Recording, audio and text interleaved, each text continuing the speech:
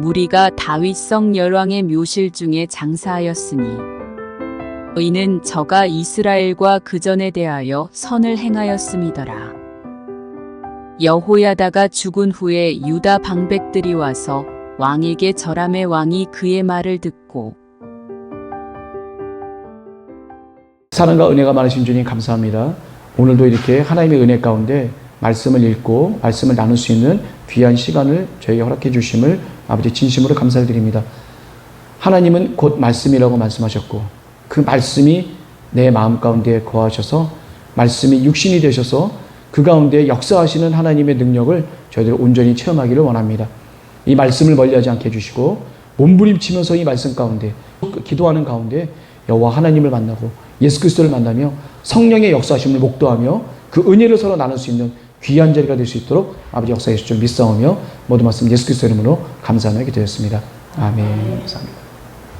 아닌 것 같아도 우리가 기도하고 말씀을 읽지 않는 사람의 얼굴과 기도하고 말씀을 읽으시는 분들의 얼굴은 좀 달라 보여요. 사실은 좀 보기에도 좀 세파에 찌들고 고통 가운데 있는 분이라 할지라도 그 얼굴에는 예수 그리스도의 형상이 보인다는 얘기죠.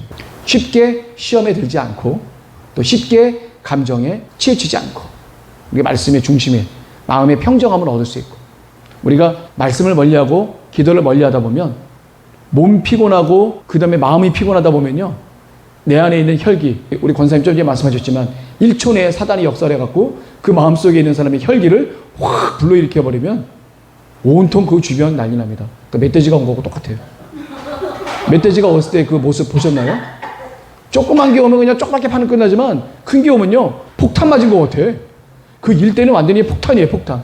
큰 멧돼지가 오면은 그 안에 있는 바위 뭐 이런 거 다 들쳐내요. 뭐 먹으려고 그 안에 있는 지렁이 뭐 이렇게 먹으려고 다 들쳐냅니다. 내가 그런 멧돼지 같은 사람이 되면 안 돼요.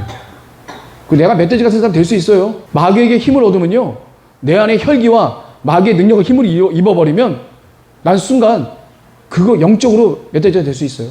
주변에 있는 모든 사람들의 마음을 다 그냥 갉아먹는 헤쳐버리는 주변의 모든 사람들에게 상처 주는 그런 내가 멧돼지가 될 수 있다. 너무 직설적인 표현이어서 좀 죄송합니다. 영적으로 그럴 수 있어요. 엄청나요. 큰 멧돼지가 와서 온 자리는 엄청납니다. 그러니까 하나님께서 그런 마귀에게 이기게 하시기 위해서 우리들 마음 가운데 말씀과 기도로 무장하게 하시는 거죠. 우리 사도 바울께서 말씀하셨잖아요. 말씀의 검, 성령의 은사 이걸로 우리가 무장을 해서 어떤 마귀가 온다 할지라도 우리가 예수 그리스도께서 하셨던 것처럼 주시는 여호와 하나님의 입술에서 나오는 모든 말씀으로 대적해서 우리 승리할 수 있어야 될 것 믿습니다. 어려운 일이에요. 성령께서 해주시지 않으면 할 수가 없습니다. 내가 한다 그러면 안 돼요. 내가 하면 벌써 예수님 멀리 가고 마귀와 손잡고 춤추고 난리 났어요. 이제. 영적으로 보게 되면. 이게 예수 그리스도인지 마귀인지도 우리는 사실은 구분 못해요. 성령께서 영안을 열어주셔서 내 마음 가운데 볼 수 있는 능력을 주지 않는다면 이게 마귀인지 사단인지 예수 그리스도인지를 우리가 알 수가 없습니다. 그러니까 이런 일들이 벌어지는 거예요. 깨어있으면 여호야다처럼 깨어있으면 하나님 앞에 바로 설 수 있는 사람이면 문제가 되진 않는데 그렇지 못한 사람들 대표적인 게 요아스죠.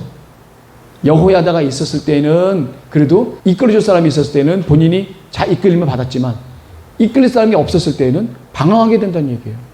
내 마음 가운데 하나님의 말씀과 기도가 온전히 쓰지 못했기 때문에 그게 그렇게 되는 거거든요. 참 감사한 게 우리가 공동체로 묶여 있잖아요. 공동체로 묶여 있고 그 가운데 주의 종의 중심에 계시고 그 위에 성령께서 계시기 때문에 우리는 그 안에 있었을 때 쉽게 우리 마음대로 이렇게 방황하거나 이렇게 될 수 있는 그러한 구조가 안 되는 게 참 감사한 것 같아요. 조금이라도 이상하면 우리 목사님 눈에 하나님께서 보여주시겠죠. 누가 이렇게 좀 잘못됐다. 이상하다. 그러면 기도하세요. 우리 목사님은 참 무기가 기도야. 우리 무기는 기도예요. 기도와 말씀입니다. 우리 무기는 기도예요. 어떻게 돼요? 조금이라도 뭐 부딪히면 기도해봐. 우리 기도하자. 이게 나와야 돼요. 우리가. 기도하면 하나님께서 응답을 주시고 인도할 갈 길을 밝혀 보여주시는 여호와 하나님이신 것을 우리가 믿어야 되는 거죠. 근데 기도 안 하고 물어보지 않으면 어떻게 돼요? 그때는 내가 잡은 손이 마귀의 손인지 몰라요. 제가 말씀드렸지만 지금 얘기하는 게 아하시아와 아달랴의 악행입니다. 이게 누구 때문에 그렇게 된 거예요? 아하시아와 악행. 이거 누구 때문에 이렇게 된 거예요? 제가 말씀드렸죠? 여호사밧 왕. 여호사밧 왕이 정말 선한 왕인데 딱 하나 안 물어봤어요. 그분이 아합 왕하고 딱 결탁을 한 그 순간부터 그게 어디까지 이어져요? 그게 결국은 이 요아스 전까지 이어지는 거예요. 몇 대가 이어지는 거야, 몇 대가. 그러면 어떻게 된 거예요? 그동안에 그러면 유다 민족들은 어떻게 된 거예요? 그냥 폭행을 당한 거예요. 그게 우리가 영적으로 깨어있지 못하면 여호사밧 왕처럼 잘못할 수 있습니다. 깨어있어야 돼요. 물어봐야 돼요. 기도가 무기라는 우리 목사님의 말씀처럼 우리의 무기는 기도가 돼야 돼요. 이거 되게 중요한 거예요. 예수 그리스도의 사랑과 인간의 정, 이거 구분 못하면요. 아, 어떻게 그럴 수가 있어? 너무 잔인하지 않아? 이거 조심해야 될 말입니다. 예수님은 영적으로 잔인할 수 있어요. 제자 중에 한 명이 얘기를 해요. 예수님, 저희 아버님이 돌아가셨는데 가서 제가 아버님 장사를 치르고 와야겠습니다. 예수님이, 아, 그래, 아버님 돌아가셨는데 어떡하니? 빨리 가서 장사를 치러야겠다라고 하세요? 죽은 자들이 뭐예요? 하나님 앞에 깨어있지 못한 자들, 응답받지 못하고 구원받지 못한 자들이 그 죽은 너네 아버지 장사하게 내비로 돌아. 너는 어떻게 돼? 나를 따라라.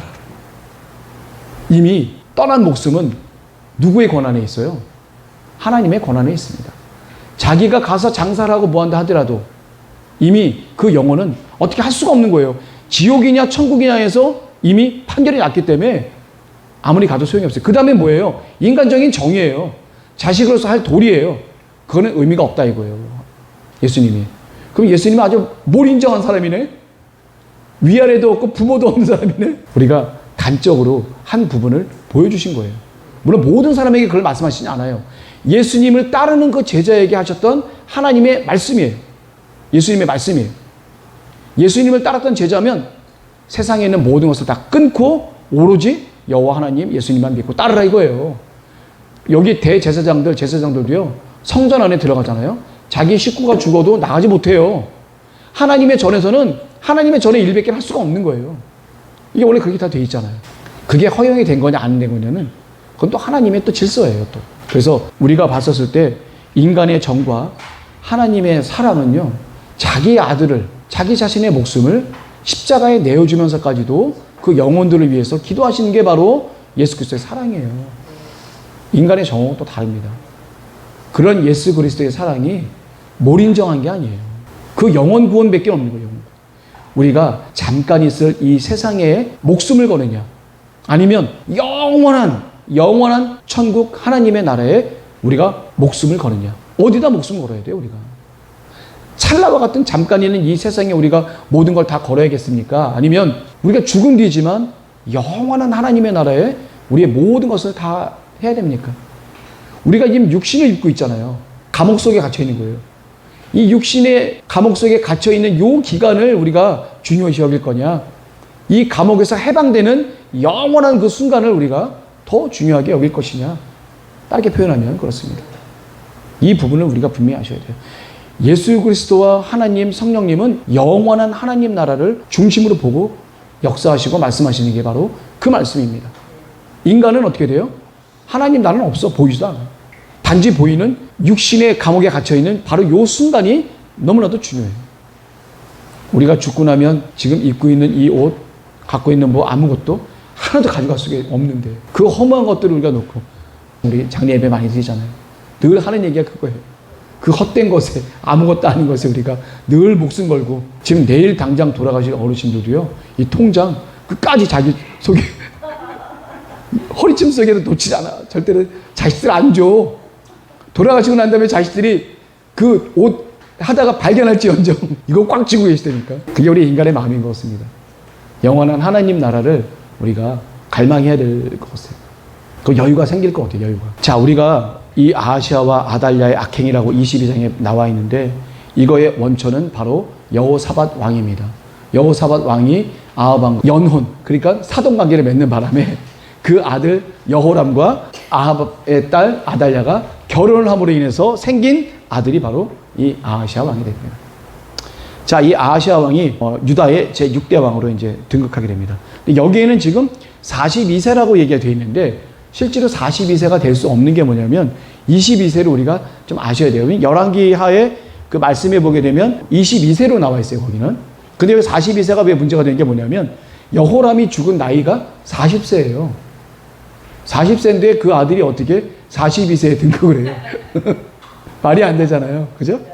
예, 그래서 이거는 열왕기 하에 적혀 있는 그 22세가 올바른 그겁니다. 아마 이거 표기상의 오류가 아마 생긴 것 같아요. 그래서 42세가 아니라 우리가 22세로 이렇게 보시면 되겠죠. 어머니는 아달랴입니다. 북이스라엘 사람 아달랴. 유명한 사람이죠. 뼛속부터 바알신을 생기는 아주 유명한 그 여인입니다. 자, 아하시아가 이제 악정을 하게 되는데 이 사람은 아합의 집의 그 뜻을 그냥 그대로 따른 사람이에요. 그래서요, 아합 왕의 둘째 아들이 여호람 왕이잖아요. 그죠? 여호람 왕. 첫째는 아하시아고 둘째 아들은 여호람이야. 이 남유다의 아하시아 아버지도 여호람인데 그 외삼촌도 이름도 여호람이에요. 여호람 왕을 갖다가 죽이면서 하나님께서 엘리사 선지자님한테 뭐라 그랬어요? 누구한테 기름을 부으라고 그랬죠? 아람 왕 하사엘이라는 사람과 그 다음에 누구죠? 북이스라엘 사람 예후에게 기름을 부어서 예후는 어떻게 해요? 아합 집안을 멸절시키는 거예요. 아합과 관련된 모든 남자는 싹 다 죽여버리라고 하나님께서 그렇게 명령을 내리신 거예요. 예후에게 그런 권한을 주셨어요. 마침 이 여호람 왕이 아합 집안의 마지막 왕인데 그 집안 사람 아들 70명을 다 죽였는데 하필이면 재수없게 어떻게 돼요? 유다 왕 아하시아도 여호람 왕을 만나러 왔다가 거기서 예후한테 같이 죽임을 당하죠. 왜 죽임을 당했을까요? 안 죽일 수도 있잖아. 여호사밧처럼 도망갈 수도 있잖아요. 여호사밧은 도망갔어요. 아합이 죽었을 때 여호사밧은 잘 도망갔어요. 근데 자기 할아버지처럼 왜 못 도망간 거예요? 하나님이 그렇게 하신 거예요. 하나님. 이 아하시아는 남유다 다윗의 왕조라고 생각을 안 하시고 아합 집안의 자손이라고 생각하신 거예요. 물론 다윗 왕조의 혈통은 맞아요. 그렇지만 하는 모든 행동과 몸과 마음과 뼛속까지 어디예요? 바로 아합 집안이다. 아합의 집 교도를 쫓아서 종교 교리의 도리를 쫓아서 이 사람은 어떻게 돼요? 뼛속까지 아합 집안 사람이에요. 그 집안의 남자입니다. 그래서 하나님이 그 가운데에서 이 아하시아도 죽인 이유가 아합 집안의 남자라고 하나님께서는 생기신 거예요. 징벌하신 거예요, 이게 보시면. 그래서 그때 같이 죽게 돼요. 1년 동안 예루살렘에서 7일을 하다가 왕으로서 있다가 자기 아버지 여호람이 죽고 나서 1년 동안 왕으로 등극했다가 1년 뒤에 어떻게 돼요? 자기 외삼촌 여호람이 그 아람 왕 하사엘과 같이 전쟁 벌이다가 거기서 부상을 얻었을 때 잠깐 쉬고 있을 때 병문안을 갔다가 거기서 이제 죽임을 갖다 당하게 되죠. 그래서 북이스라엘 왕 요람이 부상을 당했어요. 길르앗 라못이라는 곳에 싸움을 갖다가 했는데 아람 왕 하사엘과의 전투에서 라마라는 그 지역 어딘지 아시죠? 라마라는 지역에서 부상을 당합니다. 그래서 이스라엘 평야, 그러니까 이스라엘은 어떤 지역이죠? 나봇의 포도원이 있는 곳이에요. 그리고 어떻게 돼요? 아합 왕의 별궁이 있는 곳이죠. 별궁. 예. 그곳에서 요양을 갖다가 갖게 되죠. 그래서 문병차 유다 왕 아하시아가 왔다가 어떻게 돼요? 요람의 조카입니다. 이 사람. 아버지도 요람이지만 자기 외삼촌도 요람이에요. 자기 어머니 오빠예요. 그러니까 어머니하고 이제 형제지간이 바로 이 북이스라엘 여호람 왕이에요. 예. 아달랴가 아합 딸이잖아요. 계보를 보면 잠깐만 여기 보시면 아합이 아들이 2명이 있어요. 아하시아가 있고 첫째 아들, 두 번째가 여호람이 있어요. 더 많은 사람이 있겠지만 그리고 이 또 다른 딸이 누구냐면 아달랴가 있는 거예요. 이 아달랴가 남유다의 누구랑 결혼해요? 여호람 왕하고 결혼하는 거예요. 여호사밧의 아들이에요. 그래서 누구를 낳아요? 아하시아를 낳는 거예요. 아하시아를. 이 아하시아 똑같은 사람이지만 이 사람은 아들이고 예, 그렇게 되는 거죠. 관계가. 그래서 조금 요 관계를 좀 이렇게 잘 명확히 잘 이게 이름이 여러 사람이 헷갈리게 나오잖아요. 아하시아 여호람이 헷갈리게 나오잖아요. 네, 제가 강조했습니다. 제가 강조했어요. 아하시아 여호람 참 헷갈리게 이렇게 여러 개 나와 있는데 왜 자꾸 내가 강조를 할까? 네, 이유를 잘 모르겠네요. 왜 자꾸 강조를 하는지. 자, 자기 아들 아하시아가 본의 아니게 예후의 반역으로 인해서 그때 죽어보냅니다. 죽임을 당하게 돼요. 그러니까 이 아달랴는 순간적으로 벙 뜬 거예요. 왜 벙 떴을까요? 이 여자는 출신이 어디냐면 북이스라엘이에요. 남유다에는 아무런 근거지가 없어요. 그나마 자기 아들 뭐 이렇게 했고 이렇게 있었었는데 그나마 자기 아들까지 죽어버리니까 이 여자는 유다 민족하고는 아예 관련이 없는 붕 떠 있는 사람이었네. 그러니까 어떻게 돼요? 순간적으로 자기가 목숨도 부지 못할 수 있는 위험한 상황이 될 수도 있는 거죠. 어떻게 돼요? 자기가 왕이 되기 위해서 왕이 될 만한 모든 사람은 싹 다 죽여버리죠. 근처에 몇몇 방백까지만 다 죽일 정도로까지 다 죽여버리고 자기가 왕으로 강제로 등극을 하게 됩니다. 이게 합법이에요? 불법이에요? 불법이죠. 이 남유다는 다윗 왕조로부터 나올 수 있어야지만 그게 합법된 왕조예요. 다윗 왕조가 아니면 어떻게 돼요? 그럼 완전히 불법이죠. 불법인데 불법인 여자가 백성들한테 치리를 잘하고 하나님께 경배를 잘 드렸으면 얘기는 또 달라질 수 있어요. 정반대입니다. 이 여자는 뼛속부터 바알의 신을 섬기는 여자였기 때문에 아버지가 아합이고 엄마가 이세벨이면 말 다 한 거죠. 예. 아주 어렸을 때부터 바알을 숭배했던 것을 보고 자라왔던 그 여자이기 때문에 당연히 어떻게 돼요? 이 여자는 남편 여호람도 완전히 바알 쪽으로 넘어가게 하고 자기 아들 아하시아는 또 말할 것도 없어요. 근데 이제 자기가 왕이 됐으니 이 남유다는 완전히 어떻게 돼요? 바알의 신당이 돼버린 거예요. 그냥 여호와의 그 어떤 제사나 이런 것들은 명맥이 다 없어졌어요.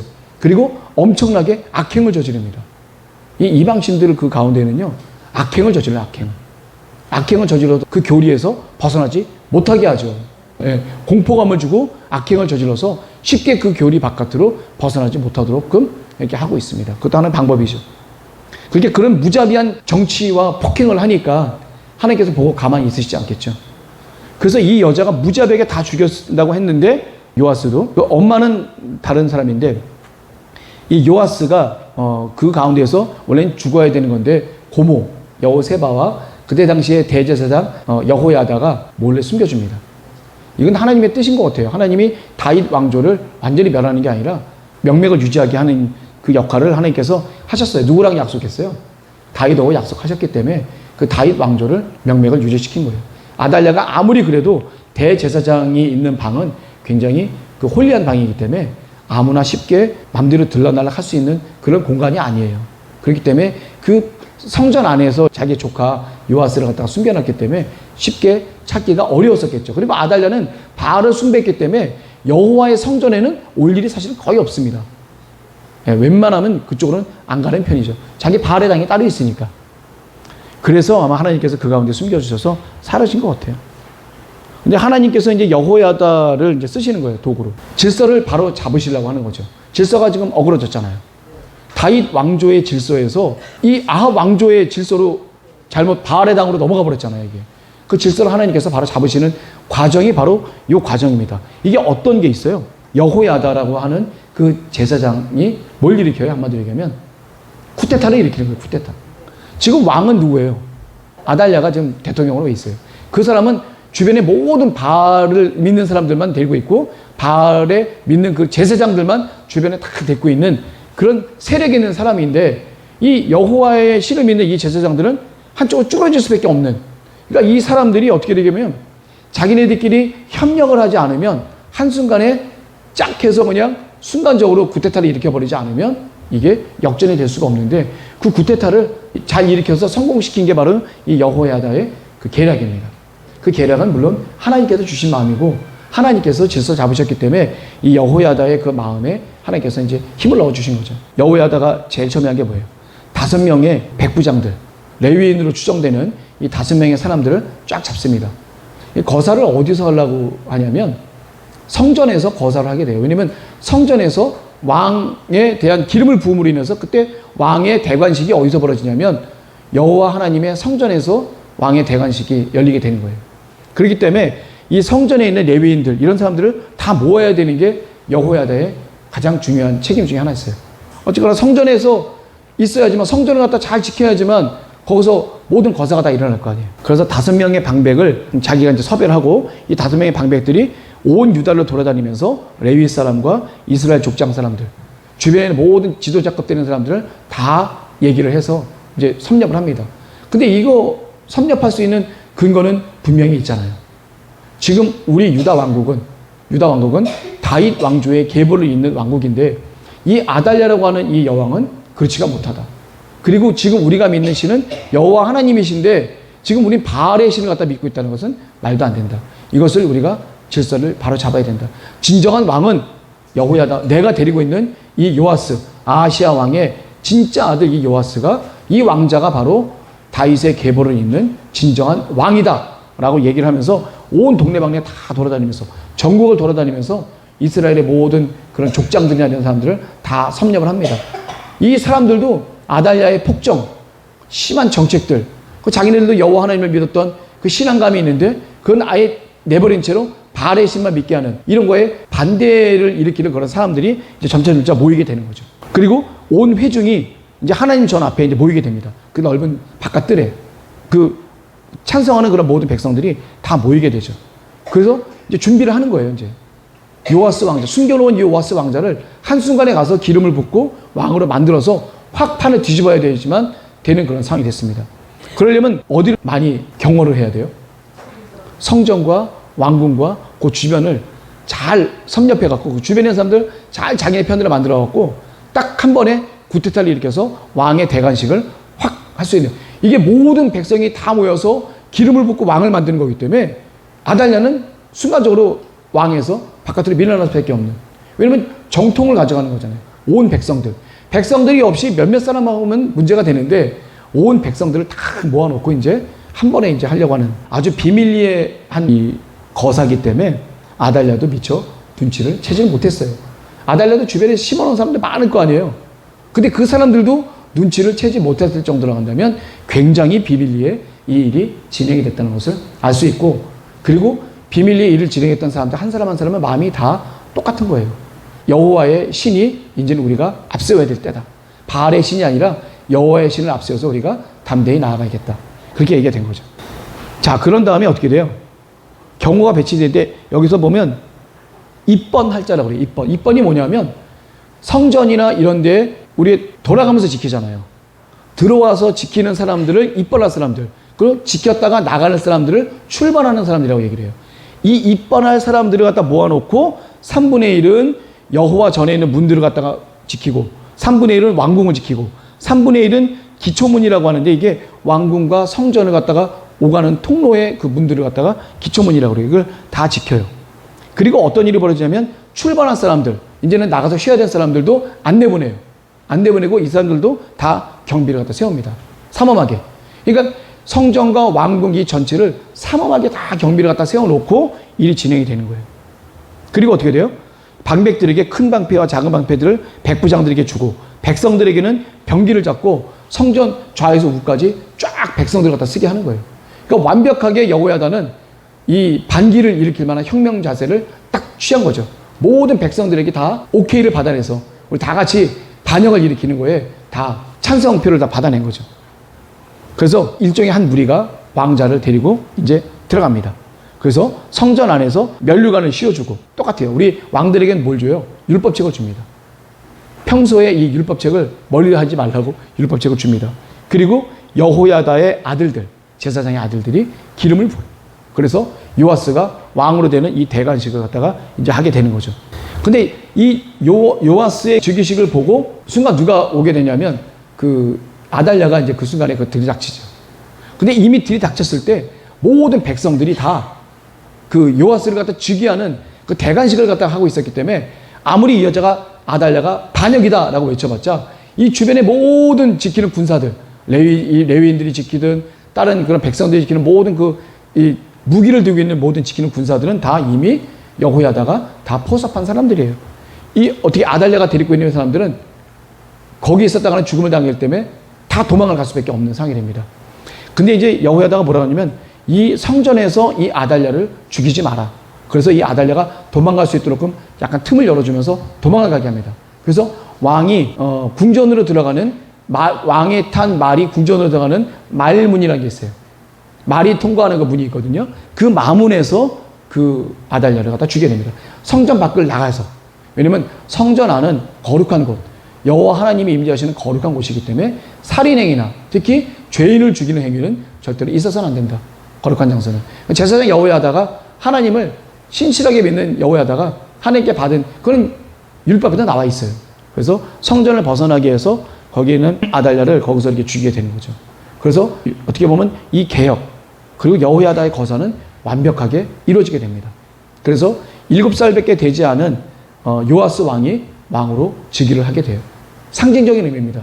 이게 얼마만큼에 대한 큰 상징적인 의미예요. 바알을 갖다가 숭배했던 아달랴가 이제 완전히 폐위가 돼버리고 다윗 왕조의 계보를 잇는 요아스가 바로 왕위에 올랐다는 얘기예요.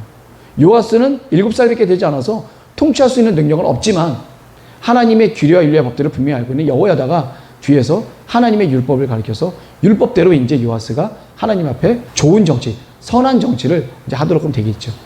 이 남유다는 아달랴라고 하는 이 여왕 때문에 완전히 바알의 신당으로 전체적으로 다 변했는데 이거를 완전히 여호와의 전으로 바꾼 사람이 바로 이 여호야다예요. 그래서 어떻게 돼요? 제가 아까 말씀드렸듯이 다윗 성의 10조의 묘에 들어간 왕들이 묻히는 묘에 유일하게 들어가는 제사장이 바로 이 여호야다입니다. 유일한 이 제사장. 네, 되게 멋있는. 전에는 제가 열왕기 때 읽었을 때는 그런가 보다 하고 넘어갔는데 지금 보니까 이 역대기는요, 이 열왕기보다도 훨씬 더 자세하게 표현이 잘 돼 있어요. 자세하게 해주시니까 네. 그 장면이 대관실서부터 네. 네, 경호서부터. 네. 네. 굉장히 어떻게 보면 아주 급박한 상황이에요. 한순간이라도 엇나갔으면 개혁이 성공을 못할 수 있습니다.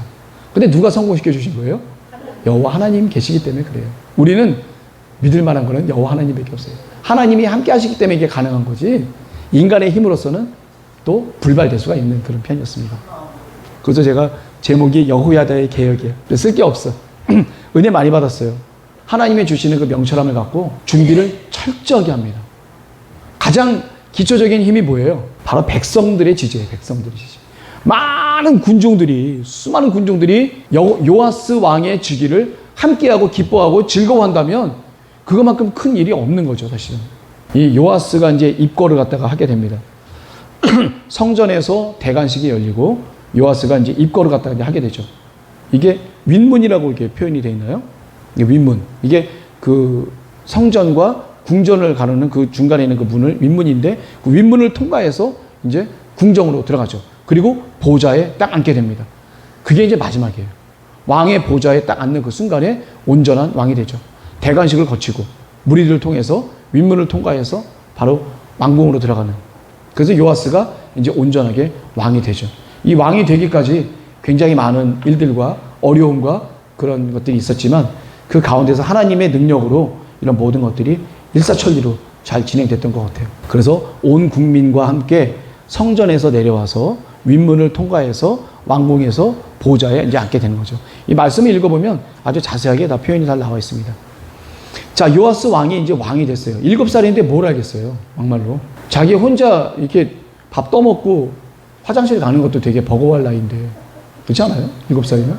아무것도 할 수 없는 나이입니다. 그렇지만 7살 때부터 한 40년간을 왕의 기간을 갖게 돼요. 너무 길어도 문제인 것 같아.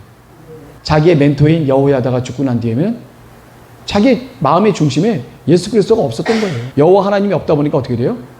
유혹하는 모든 사람들을 다 뿌리칠 수가 없는 거예요. 자, 요아스가 맨 처음에 이제 선정을 하게 됩니다. 좋은 정치를 하게 되죠. 왜 좋은 정치를 하게 되냐면 바로 여호야다의 교육 때문에 그래요. 여호야다의 인도함. 여호야다는 하나님의 규례와 윤리와 법도 말씀에 철저히 입각해서 그 말씀대로 이루어지는 거거든요. 이 아달랴가 내쫓기고 처형을 당하고 난 뒤에 그 다음에 이제 왕이 됐잖아요. 그리고 난 다음에 여호야다가 이제 종교개혁을 갖다가 하게 됩니다. 그래서 어떻게 돼요? 7페이지에 보게 되면 여호야다가 자기와 뭇 백성과 왕의 사이에 언약을 세워서 여호와의 백성이 되게 하고 난 뒤에 그리고 온 국민이 그러니까 우리는 이제 여호와 하나님의 백성이다라고 언약을 맺는 거예요. 그리고 난 다음에 뭐를 벌이냐면 바알의 당을 이제 다 부숴버리는 거죠. 완전히 다 바알의 당을 부숴버리고 그 다음에 어떻게 돼요? 바알의 제사장 mat단이라고 하는 사람까지 다 죽여버립니다. 대표 제사장 mat단까지. 근데 바알과 관련된 모든 사람은 다 죽이고 바알의 당을 다 헐어버리고 난 다음에 어떻게 돼요? 여호와 하나님의 전만 온전히 있게 되는 거죠. 그렇게 만든 게 바로 이 여호야다가 한 중요한 종교개혁 중에 하나예요. 그냥 왕으로만 세우는 걸로 끝나는 게 아니라 이방신을 섬길 수 있을 만한 모든 장소는 다 없애버린 거예요. 그리고 그거와 관련된 이방신을 섬겼던 모든 제사장들도 다 처형당한 거죠. 그러니까 이제는 오로지 이 남유다에는 바알은 없어. 싹 다 없애버렸어요. 그리고 완전히 여호와 하나님의 신앙이 온전하게 회복이 됐고 매일같이 어떻게 돼요? 번제를 드렸다라는 표현을 갖다가 쓰고 있습니다. 이게. 번제가 드려졌다는 얘기는 뭐냐면 여호와 하나님의 제사가 매일 끊임없이 이루어졌다는 얘기예요. 그전에는 없었는데 그게 완전히 신앙을 회복시킨 거예요. 여호야다가. 엄청난 일이죠. 그러면서 이제 어떻게 돼요? 요아스가 이제 백부장과 존귀한 사람들과 함께 왕을 인도하여서 하나님의 전에서 내려와서 이제 윗문을 쫓아 왕궁에 이르러서 이제 보좌에 앉게 되는, 그 다음에 이제 요아스의 입궐이 있게 됩니다. 그래서 입궐 전에 바로 그 온 국민과 같이 어떻게 돼요? 달려가갖고 바알의 당을 완전히 다 부셔버리는 거죠. 하나님께 죄 지을 수 있을 만한 모든 공간과 모든 사람들을 싹 없애버리는 거예요. 이게 우리 마음에도 이런 개혁이 필요할 줄 믿습니다. 이거는 뭐 여호야다만 있는 게 아니에요. 우리 마음에도 하나님께 죄를 지을 만한 것들이 있다면 회파하고 부셔버리고 없애버리고 끝장을 내버려야죠. 우리 안에 개혁이 돼야 된다는 얘기입니다. 그리고 우리 집안에서도, 나의 생활에서도, 또 우리 집안에서도 하나님께 죄 지을 수 있을 만한 부분들은 과감하게 개혁을 해야 된다. 이거 잘하는 분이 누구예요? 우리 교회에서. 우리 목사님. 개혁 한번 하면 저 끝부터 다 드러내갖고 그냥 완전히 그래요. 우리 목사님이 각 집안들 가서 치워주실 때 보면 그게 개혁이에요. 집안들 치워주실 때 좀 지저분한 부분만 대충 이렇게 치우는 게 아니에요. 우리 목사님 방법이 뭐예요? 다 끌어내, 일단. 그 안에 있는, 공간에 있는 모든 걸 다 끌어내, 다 끌어내. 싹 다 끌어내고 하나씩 정리해요, 이렇게.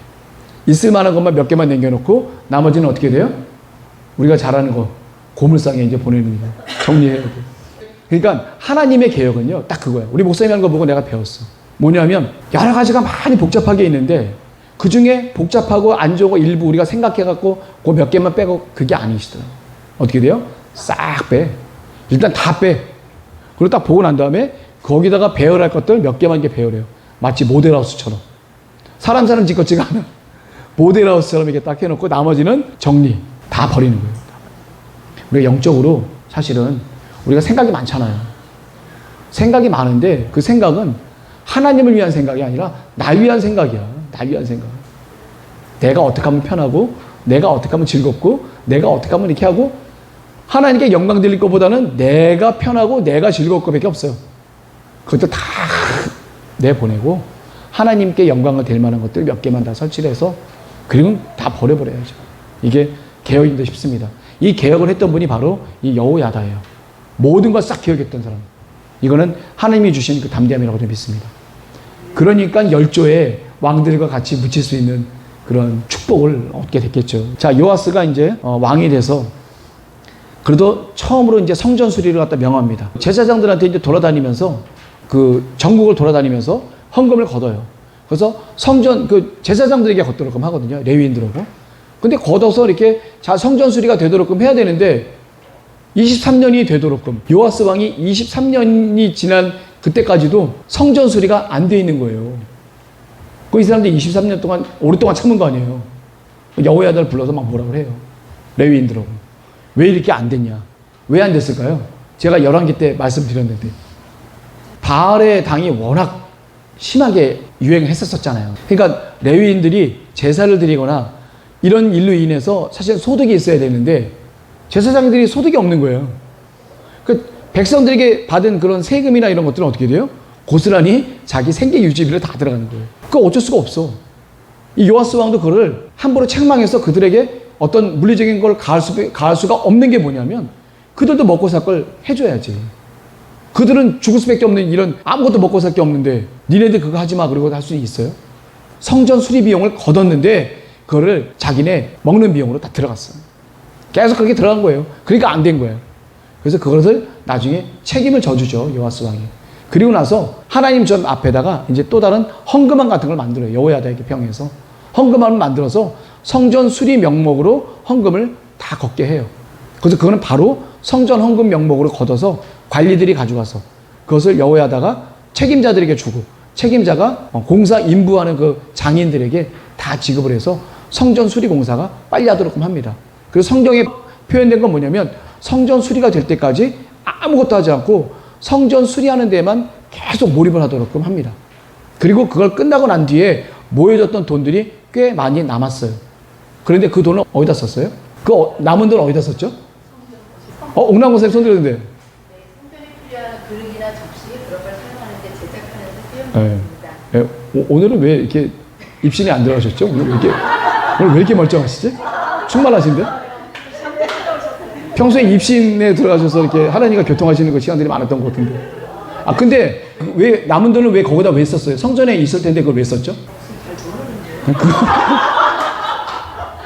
거기까지만 읽었나 봐. 그 뒤는 안 읽고. 바알에 있는 이 당들이 나쁜 놈들이 하나님 전에 있는 기구들을 아달랴가 그리고 그 사람들이 싹 가져다가 다 갖다 바알에다가 다 쓴 거예요. 그러니까 없어 많이 비어. 그러니까 한마디로 하면 여호와전은 뻥 뚫린 여호와전이었어. 아무것도 없는 거야 이게. 좋을 만한 것도 다 뜯어다가 어떻게 돼요? 바알에다가 갖다 다 설치했겠죠. 갖다 놨겠죠. 좋은 거라고는 다. 그러니까 그거 다 수리하고 없는 그 기구들도 다 남은 돈으로 다 만들어갖고 온전하게 하나님 전을 잘 완벽하게 꾸며놓은 게 바로 이겁니다. 요아스가 했던 것 중에 하나가 바로 이거예요. 잘했죠, 아주.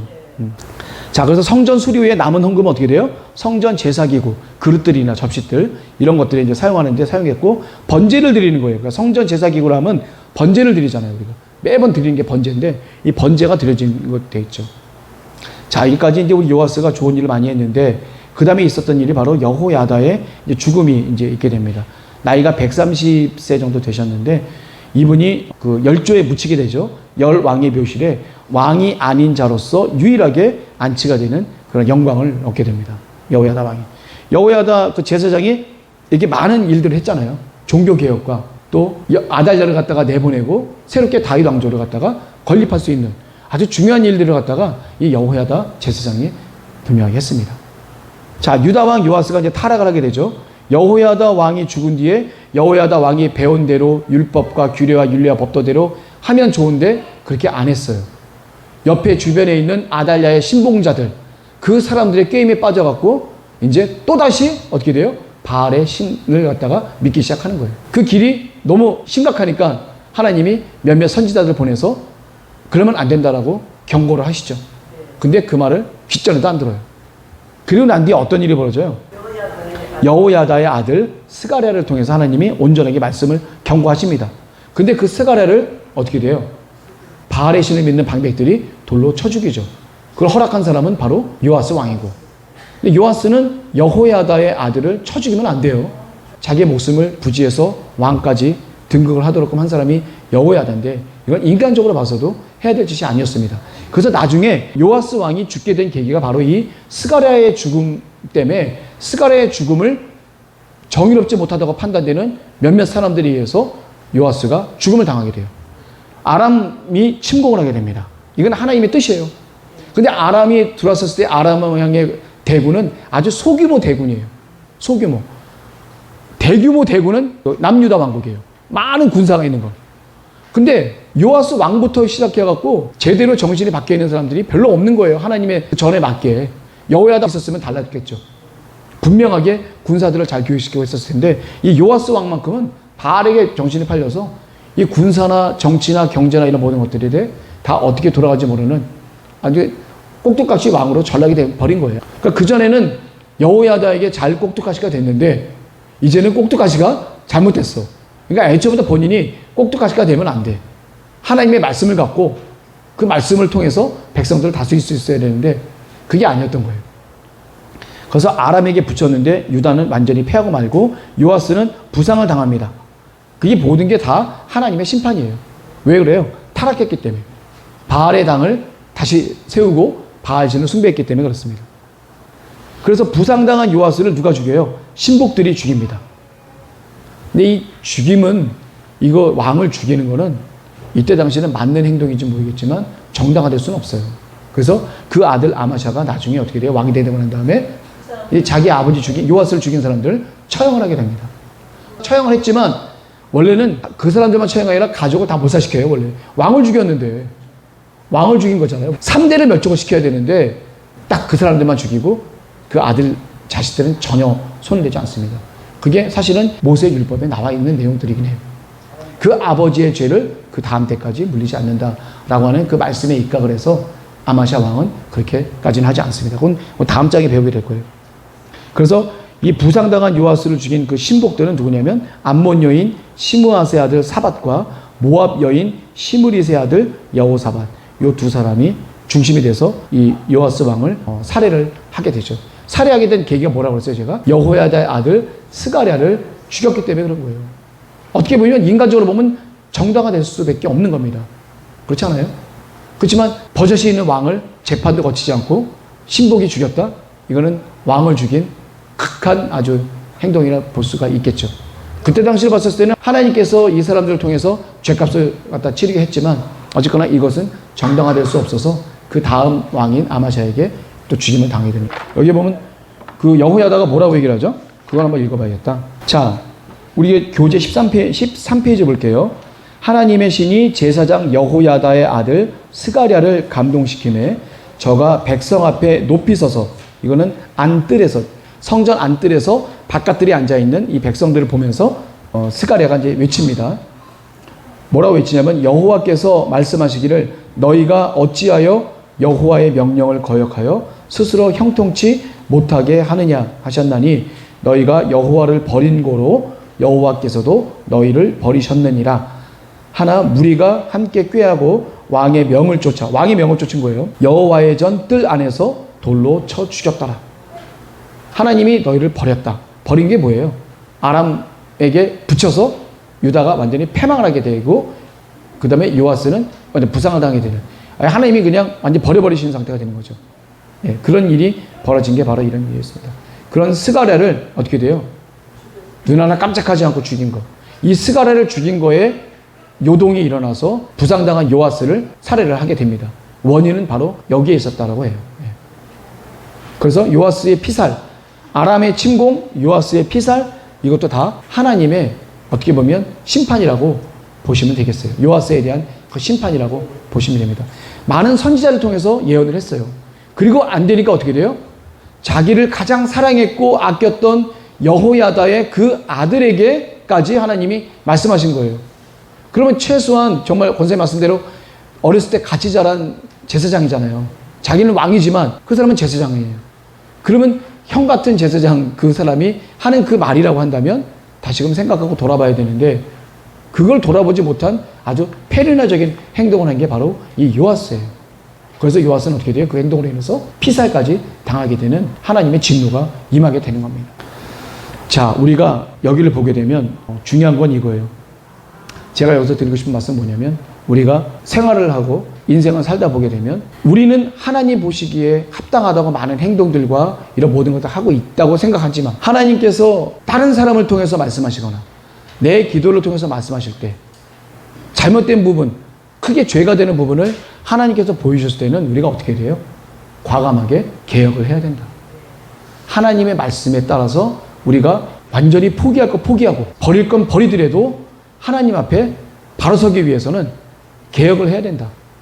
이 개혁을 하기에 대한 여호야다의 하나님을 사랑하는 그 정신, 하나님을 사랑하는 간절한 마음, 이것이 우리에게도 있어야겠다.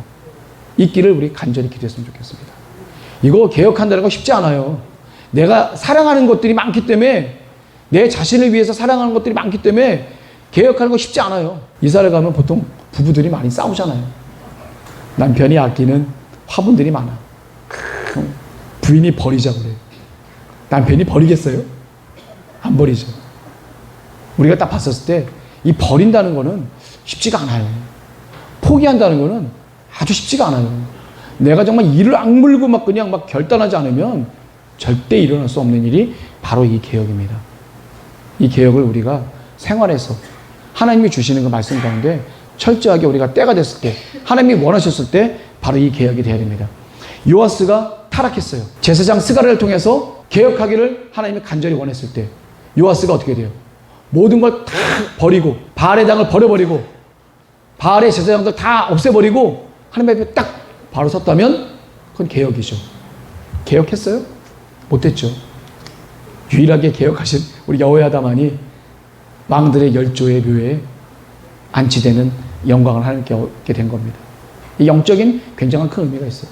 이 개혁한다는 건 쉽지 않습니다. 개혁할 수 있는 그 마음과 능력을 우리가 하나님께 간절히 기도하길 바라겠습니다. 이 개혁이 돼야 돼요.